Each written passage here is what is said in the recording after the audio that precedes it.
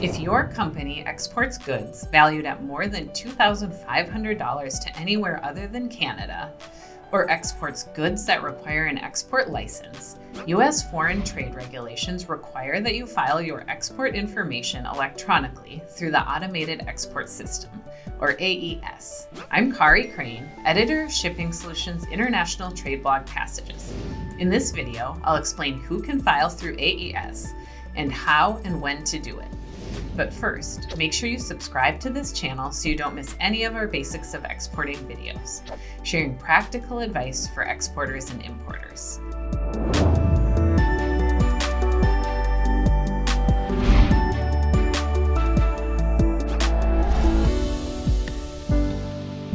There are three parties that can file the EEI with AES: the U.S. Principal Party in Interest, or USPPI. This is typically the U.S. exporter, the USPPI's authorized agent, the authorized agent of the Foreign Principal Party in Interest, or FPPI. The FPPI is typically the foreign buyer. Freight forwarders are the primary type of agent that can be authorized to file through AES on behalf of the exporter or the FPPI. The USPPI must provide a written power of attorney or other written authorization if using an outside agent to file on their behalf. This is usually done on a shipper's letter of instruction. I'll put a link below to a free PDF of an SLI if you need one. In a routed export transaction, the FPPI can provide the power of attorney or other written authorization to the freight forwarder or the USPPI. Exporters typically have to file their shipment information through AES from 1 to 24 hours prior to the actual export of the shipment, depending on the mode of transport.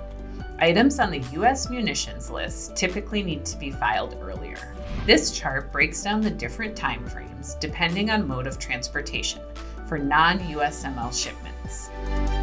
And this chart shows the times for USML shipments. The FTR recognized certain criteria that allow exporters to claim exemption from filing. Shipments valued under $2,500 by Schedule B number are one example. Look for a link below to check other exemptions.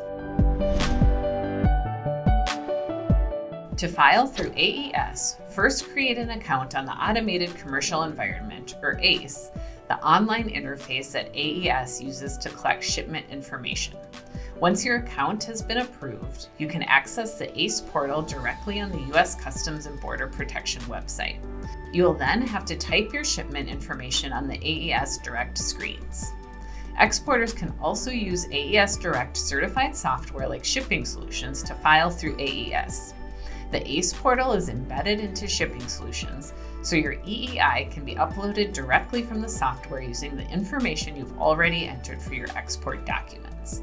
No more retyping all of your export information in AES, which is time-consuming and can lead to mistakes. If AES accepts your filing, it will send you an internal transaction number, or ITN, that provides proof that you have successfully filed.